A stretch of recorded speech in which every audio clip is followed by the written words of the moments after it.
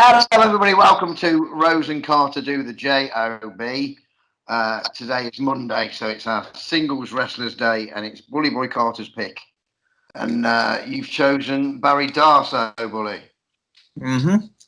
Yep. It shocked me a little bit because I thought of any Demolition member, you would have picked young Billy Edie. Yeah, well, I thought I'd go with something that you wouldn't expect.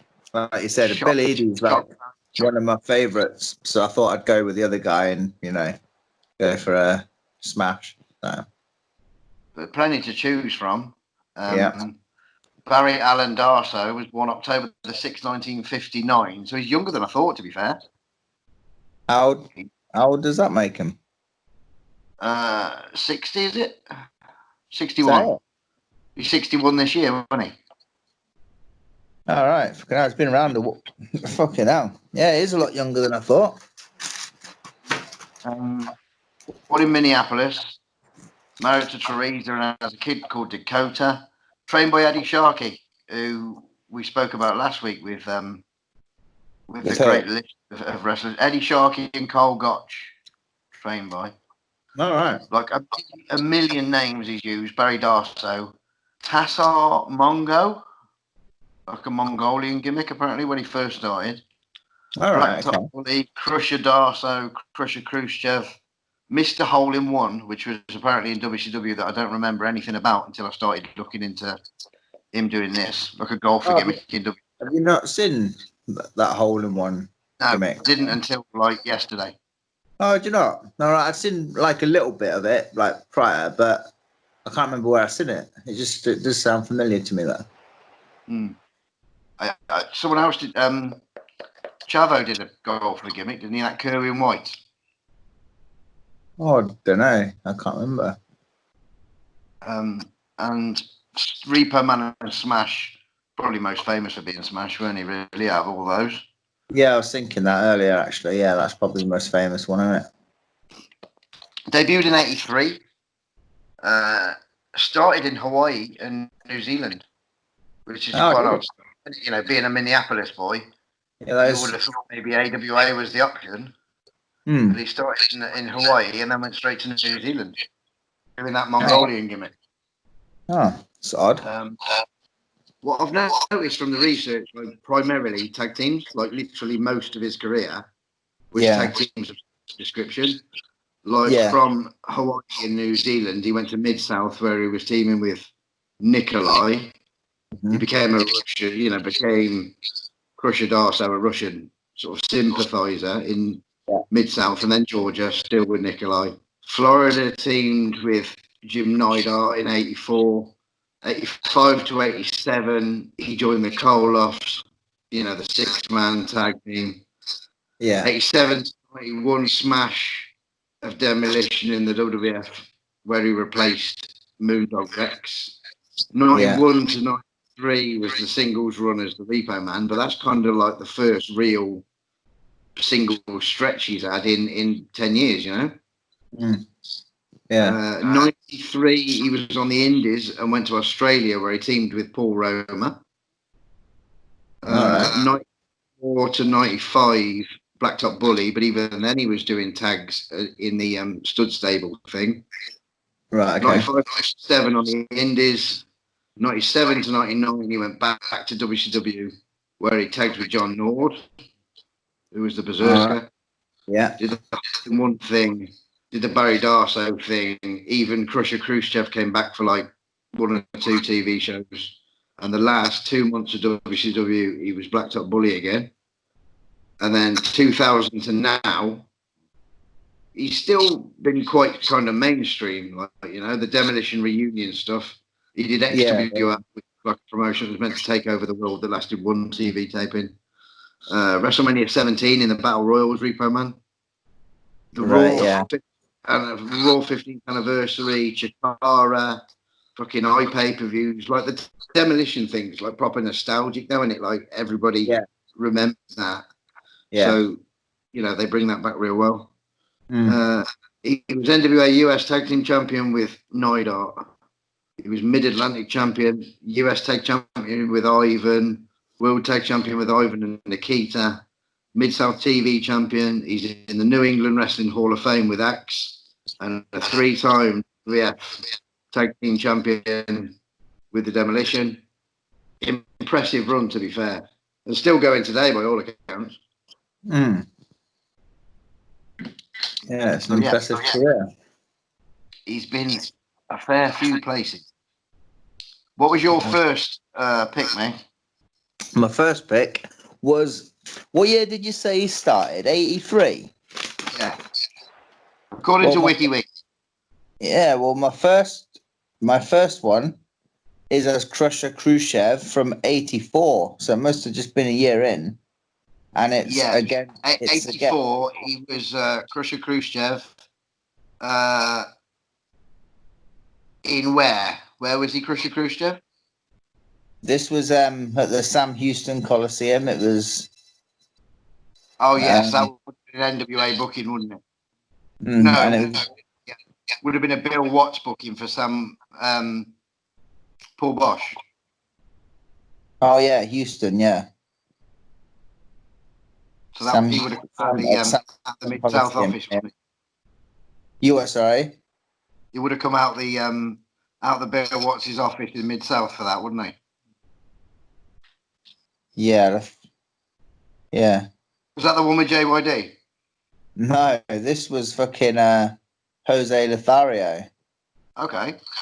So it was. I went with this one because it's totally fucking bizarre, isn't it? Like, you wouldn't expected this one. I was surprised that this one like popped up out of like, and I thought, it's probably the rarest one out of the lot. So I thought, give it a go, see what happens, and yeah. I thought Jose would have been pretty big in Houston because of the sort of Hispanic audience. Yeah, I mean, this was like. I don't know a lot about him other than the fact he kind of trained Shawn Michaels. That's all I know about him, to be honest. And he looked like, obviously this was the tail end of his career. He's probably, I don't know.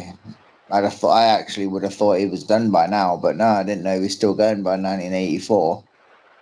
So yeah, I went with that one because, like I say, it was a different. I didn't think you'd pick this one, and I thought I'd give it a go because I've never seen Lothario ever work. I don't recall ever seeing his matches. So I went with this one. There's no commentary on it, but loud as fuck, really, really loud. And in fact, which was Houston all over, really. Everything to get over there, didn't it? Well, yeah, and and out of all the 4 matches I've done, this is the one I've wrote the most down for, which I was quite surprised at. But basically, they start off with Krusher offers a handshake. It's quite a good start, actually, because we'd do stuff like this, but not at the start of the match, where you go for the handshake and then you go for the kick when he's that kind of shit. And so Krusher, he offers the handshake and Lothario's like, nah, you're right. And fucking Krusher, he gives him a kick.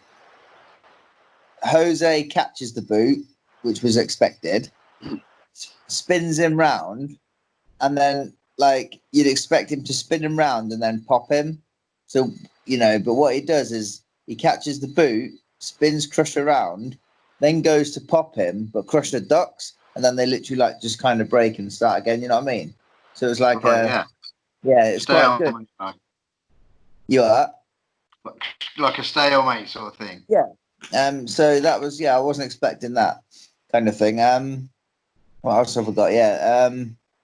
So yeah, they tie up and stuff, and they just go really slow. It's a real slow-paced match. Jose works the arm a little bit, and the crowd are going absolutely fucking bananas. There's a point in it where Krusher throws a line. Jose, simple, he's running off the ropes. Jose's running. Krusher throws the fucking line, turns round, and Jose just pops him with a punch. He bumps it, and the crowd fucking explode. Literally fucking go nuts. Then Krusher does some arm work. It's a lot of stop-start stuff. There's a test of strength spot. And then Jose, at one point, gives him a body slam. and it was like fucking Hogan and Andre. It was just so fucking crazy. It was like just so loud. I couldn't believe how loud they were. It would have sounded really good with some commentary on there, but there just wasn't any. And the finish was really weird. Well, different anyway. There's like it's literally a slugfest with the pair of them just fucking like bam, like each other, like punch for punch, boom, boom. And then at one point, fucking Crusher's kind of bent over, and then Jose just hits him with a massive uppercut, like boom, and that's the fucking finish, literally like a fucking boxing uppercut, and fucking Crusher's like KO'd, and that's literally like, I was surprised that was the finish, but I remember thinking towards the end of the match, like, I was quite intrigued at how they're going to finish it. Like, I was literally thinking in my head, like, how's this going to go? Like, I didn't know it'd go over. I didn't know anything. Like, I really didn't know how the finish would be. So it surprised me, but I liked it. It was different. There wasn't really a heat.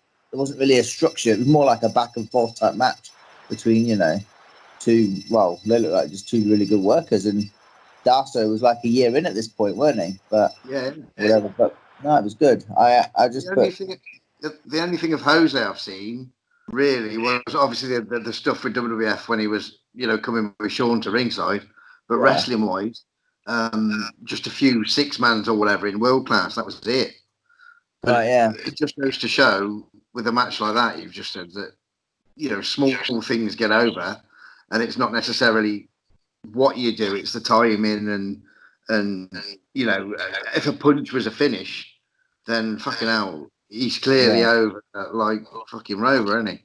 Yeah, it was I wrote loved it at the end of it. I put loved it. It was really, didn't think I'd like it that much. It was a fucking, out of the 4 matches, it's the one I thought I'd enjoy the least because of what it was, Wicked. But no, it was good. That's what they all like. That's why I like these things, because you never know what you're gonna find out and sort of what you're gonna discover, new things. It's cool, isn't it? Yeah. My first pick, I haven't gone too far back with the Barry Darsow, right? Because a lot of the earlier stuff that I could find, like the Krusher stuff, was tag teams, and I thought at some point, we're probably going to do the Russians as a team, so they might come in. So I've gone with a Smash single match from 1990 from Challenge against Haku, February the 25th, 1990 against Haku. It's like the build up to the Demolition Colossal Connection match at WrestleMania 6. It's only like 2 months before it. It's a challenge show, and Tony Schiavone is hosting it, so it must have been the last few days of him in the WWF, really, because I'm pretty sure he was gone by WrestleMania. Could be wrong. There's Gorilla Monsoon on the commentary with Tony Schiavone. Haku, who, bear in mind, is the tag team champion. Yeah. Is already in the ring with Bobby Heenan. Fucking J.O.B. already in the ring. It's a pretty fucking well-structured, really enjoyable sort of captured your match. It was very even. Like, Haku starts all fucking savage and just battering him. Then he takes an arm and slows it down. There's like a duck of a line from Smash. Smash savages him, takes an arm. You know what I mean? It's all very sort of tit for tat. Yeah. It was just proper seesaw. There's 30 seconds of Haku getting heat, then there's 30 seconds of Smash getting heat. But I mean, there was proper. It looked like proper fucking Smash Mouth shizzle, like. Haku did a shitload of pin attempts at the start, and a finish I wasn't expecting was a crossbody from Haku, just literally a duck crossbody.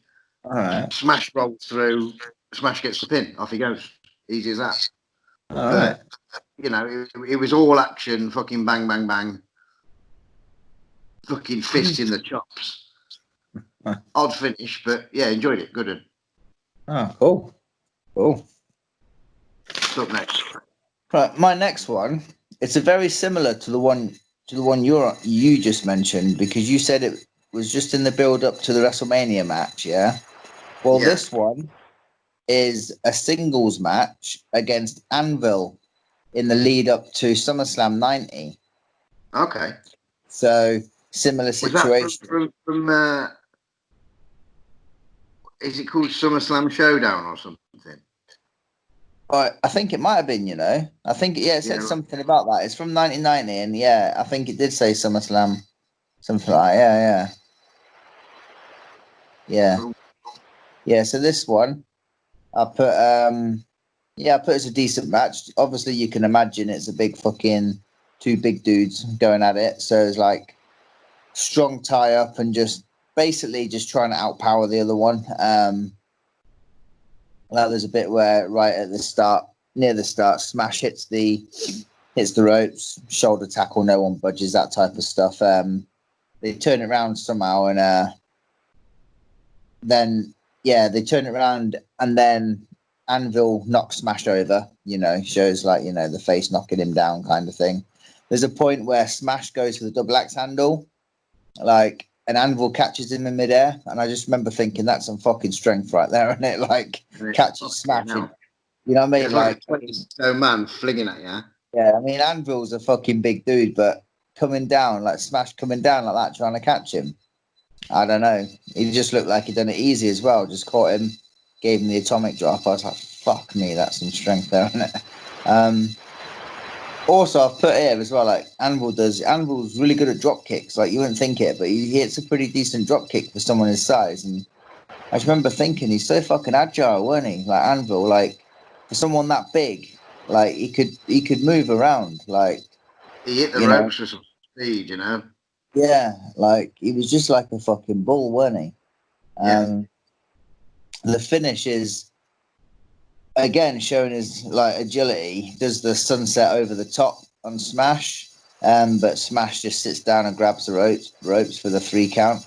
So I've just so I've just put I put it as a decent match. After the match, Demolition attack Anvil, setting up the fucking SummerSlam match, and Bret Hart was nowhere in fucking sight. So I don't know where he was, but but too busy crying somewhere, probably.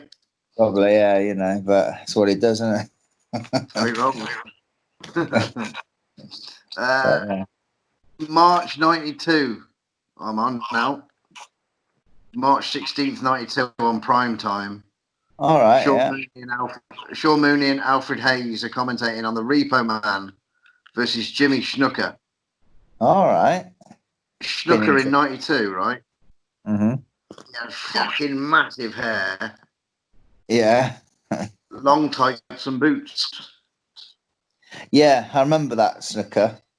Yeah, it was like a look I forgot about until I saw this. Yeah. It was all Repo Man in the early. Like, do you know Repo Man? You wouldn't fucking know it was Smash other than that tattoo, in my opinion.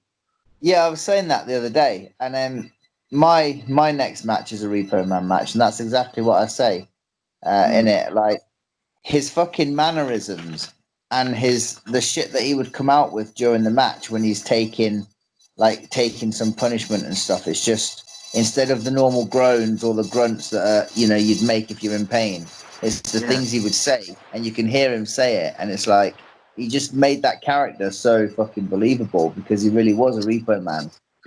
Totally transformed. Yeah. And he looked a lot thinner. Whether he was or he wasn't, he looked a lot thinner. Like, it looked a lot smaller, didn't he? Yeah, it might have been that fucking, well, like a singlet type thing, didn't he? Like with the top and that. So it was all Repo Man in the early going, all Repo Man. Like literally right from the start, it was lock up, fucking knee in the derby.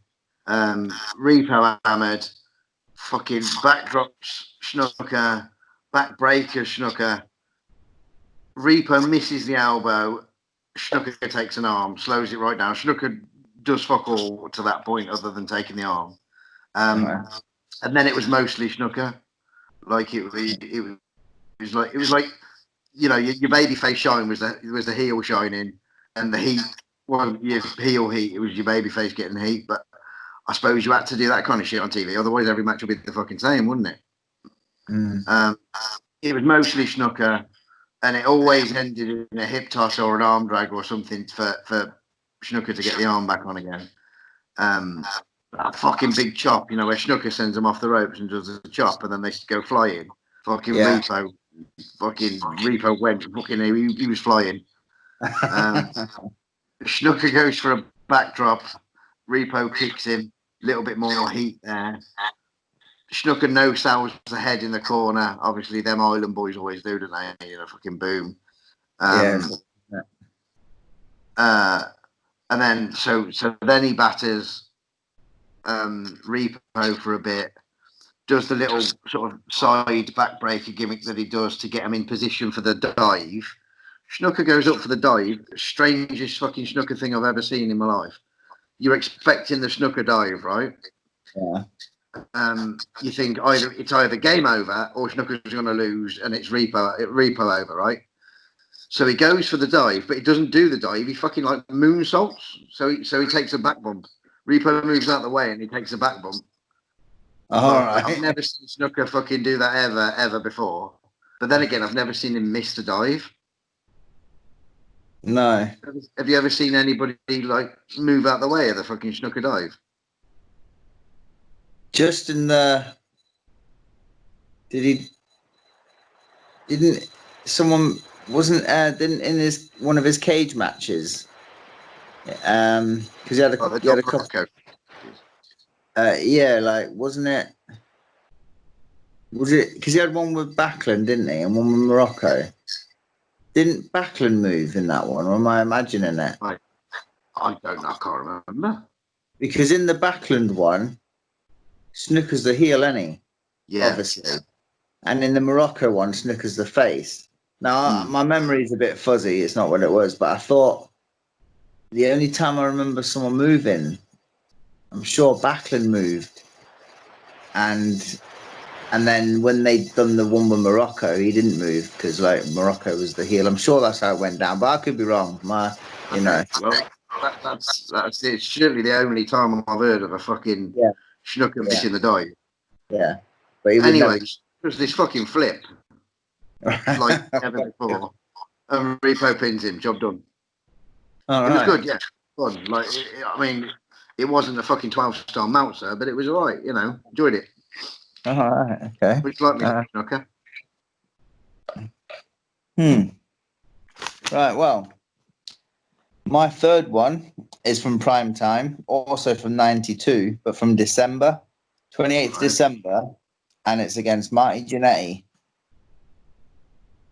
So, which would have been about a year. It would be about a year since Marty went solo, isn't it? Because he'd have went. I think we discussed this with Rockiston. Yeah, like January of that year, they did the full split, didn't they? Yeah.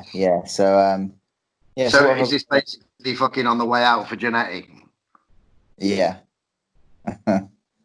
So, what have I got? Yeah, that they tie up a couple of times. Repo does the overpowering gimmick and stuff. There's a quick shine by Marty at the start, like a little pin sequence, 1-2 kick out, 1-2 kick out, that kind of thing. What have I got here? Can't read my own fucking writing. Oh yeah, there we go. Fucking just what we were saying a minute ago about Repo with his fucking the way he reacts and the way he does things as Repo Man. I've just put is fucking brilliant. Like just his mannerisms and stuff, and just when he talks and he's in pain and like he's selling stuff. I know it sounds bizarre, but he kind of sounds like a crook. Like, you know what I mean? Just it's hard to explain, but yeah, he just sounds like that type of something from a film, like a movie, like a thief, like in a movie. It's just the way you would expect someone like that. He reminds me of the thick dude out of Home Alone. You know, him that fucking keeps going down the stairs and shit. Yeah, I can't remember. Yeah, he's a perfect example of what I'm on about. Yeah, I can see that. I've also wrote here that Marty was so fucking good as well. Like even in '92 when he was like gone into, he was just fucking. He was so good, and it's almost a shame how things worked out because he was, he was that talented, and I mean, he had an IC title run and stuff, but you know, he could have been around for a long, long time. But you know, I guess that's just it, isn't it? But I'd have picked Marty over Sean every time. I ain't gonna lie. yeah, I would. Yeah, all the time. Marty was always like my favorite rocker, and he was always just, you know, just thought he was so good. But anyway, yeah. So then we go on to like a neck vice type thing by Repo Man. Works the neck. There's a few near falls by Marty. Hits a super kick. Hits that flying back elbow that he does, and then the finish was fucking brilliant. Love the finish. So Repo Man fucking whips him off, gives Marty the back body drop, but Marty like lands on his feet from the back body drop. He goes over, lands on his feet. Fucking Repo Man turns round. Marty just runs and does like the crucifix pin, and 1, 2, 3. Marty over. Yeah, Marty over. So Fucking hell. I know.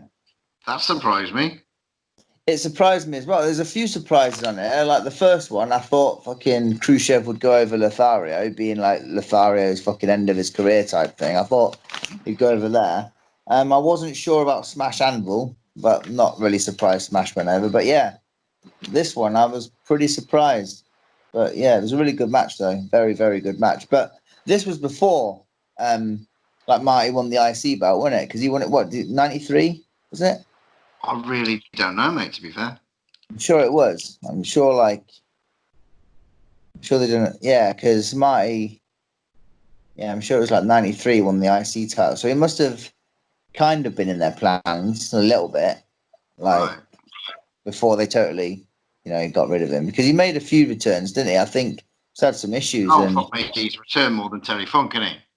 yeah, he has. But no, I just thought it was a really good match. That really, really, it's a nice little fucking hidden gem because I never heard of that match before, never seen it, so it was good. Love some Marty. Yeah, definitely. Genetti. More Genetti. The number one fucking Martin Jannetty is. That's the one. Isn't it? We're moving on a few years now from our next one. Last one was 92. So we moved on 6 years, 18th of July 1998. All right. Saturday night. Barry Darsow as Barry Darsow Right. versus Jim Powers. Fucking hell. Simply Barry Darsow in red trunks, no gimmick, no nothing, just Barry Darsow. All right. Powers looked fucking amazing, to be fair, like the best Powers had ever looked. Yeah. He was quick as fuck, Jim Powers. I put quick as fuck. Loads of technical wrestling at the start, which kind of surprised me for Barry Darsow. You know, he's always been a bit of a smash mouth fucking bruiser. Yeah. Barry cuts him off at one point. Jim Powers does a nice little baseball slide, crossbody, kicks out the ring. So now Powers is out the ring. Now it's all fucking Barry. Barry's back to brawler again now. He's out the ring kicking fuck out of them.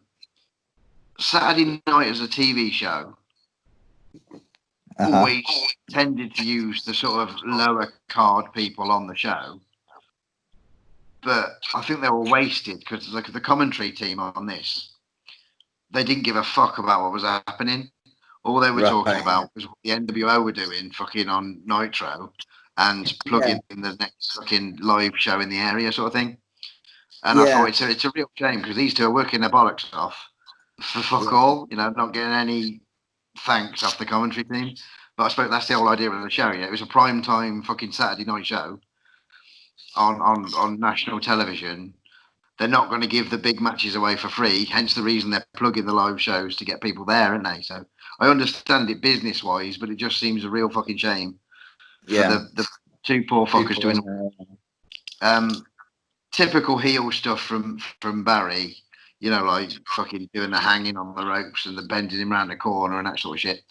Then all of a sudden, Powers quick as fuck, fucking duck, crossbody, duck, fucking slide, like literally quick as fuck. Jim Powers' fire is like fucking Ricky Steamboat. And to be fair, the little crowd that's in that I think it was it was either MGM or one of them fucking places, you know, like a studio kind of place. But he was over as fuck. Yeah. Howard charges the corner. Barry moves out of the way, so his shoulder goes through and hits the pole. Barry does the Ole Anderson style sort of slam, you know, when he holds the arm behind the back. Oh yeah. Slam on the arm. And then his finish was this kind of, it was like a top wrist lock, but he pulls the elbow in. It had some sort of name, but I didn't quite get it. But that was the submission win, and Uncle Barry goes over. It was all right. Yeah. I enjoyed it way more than the commentary team did that probably didn't even see it. Yeah. Oh. Right. My last one is Blacktop Bully versus Larry Santo. Oh, like me some Larry Santo.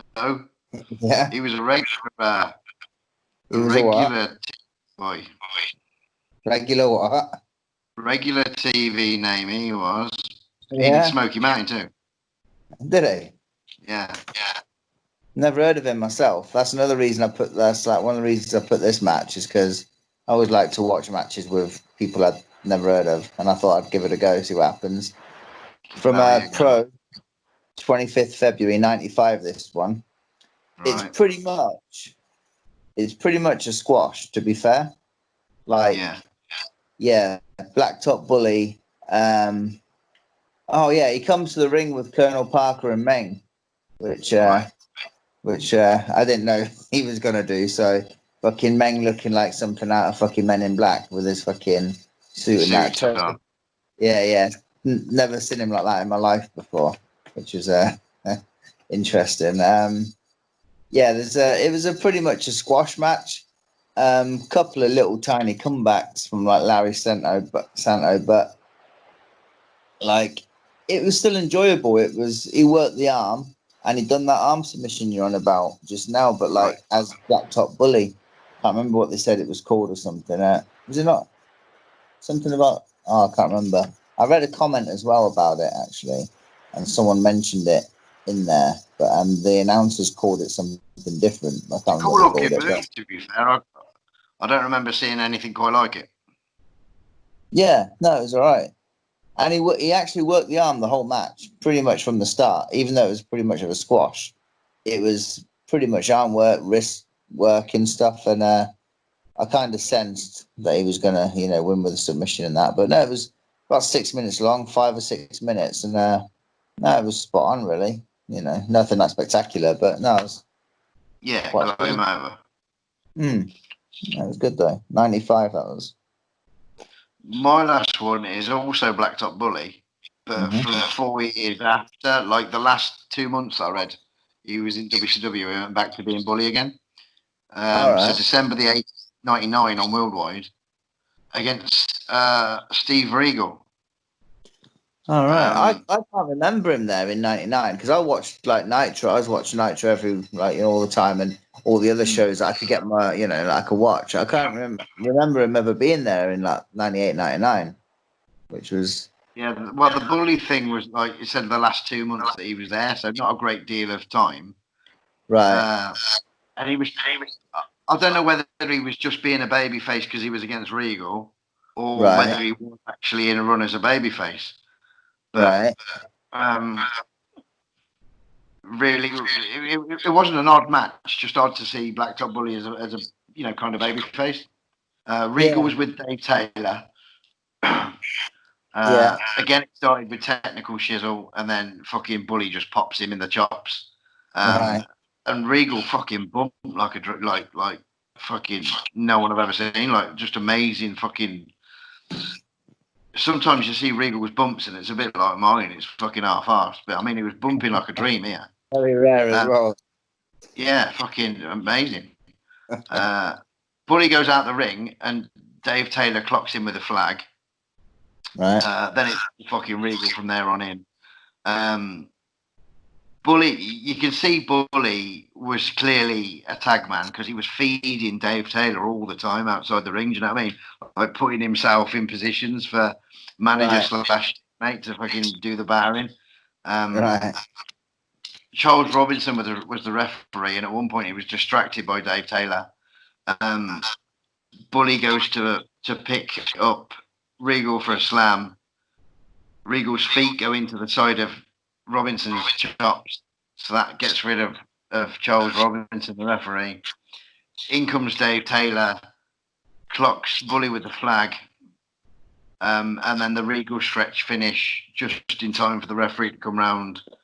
Yeah, it was good. Enjoyed it, and it's two people that I really like, and Dave Taylor, three people that I really like, and it was all, well done. Fucking enjoyed it. Good, good. 99 WCW had its issues, but I think giving the like they did on, like I said about the Saturday Night Show, Worldwide was the same. Using the middle card talent on TV, giving them a chance to be seen. Was sound like WWF didn't really do that, did they? They always use their top men, and you can see why they did that, because they want the TV show to draw. But it's always nice to see matches that you wouldn't normally see anywhere else, with sometimes wrestlers that you wouldn't see anywhere else. So yeah, good. Liked it. Yeah, that was Barry Darsow. A good pick, I think. Very good pick. Wednesday we're doing Ringmasters, the Great American Bash from '85. Yeah. Friday, State Patrol for tag teams, and then it's your pick for tag teams the week after. Yeah. A week today, it's back to singles, and I've given it a lot of thought, and I've done a lot of YouTube investigation. And next Monday, I think we should do the Honky Tonk Man. Oh yeah. That'll be an interesting one. Yeah. All week I've been going, I'm going to pick him this week. And then a couple of days later, I'll be like, nah, but what about him? So, but, I've got a short list of about 483 men that we'll get to. So, Honky Tonk. It's fucking difficult, isn't it, to pick them? It really is. Because I'm trying to pick people that I love, but you wouldn't really expect. And I think Barry Darsow is one of them. Yeah. Like at some point, I'm just going to go real fucking random and pick some fucking Ammenegger from, in the mid '80s. Yeah. That's a bad thing, because we like novelty wrestling, and you just don't know what you're going to find. So, cool. Honky Tonk Man next Monday. I'm going to watch the Ringmasters probably tomorrow, which is a fabulous hour of wrestling. Yeah, I'll watch that tomorrow night. One of my faves. I've only watched it. I've only seen it like twice, maybe 3 times, I think, in total. I'm not really overly familiar with it, like as much as I remember enjoying it a lot. But it will be good to, go back and take notes and stuff. So. Sweet. We had a message from Gernot in Austria, and wrestling history. He watches what we do. So, hello, Gernot. I hope Austria is okay. Sweet. We'll do this again on Wednesday with Ringmasters from the National Wrestling Alliance, and we'll see everybody then. Tell your friends, Tell your friends. We're doing the JB Wednesday. See you then.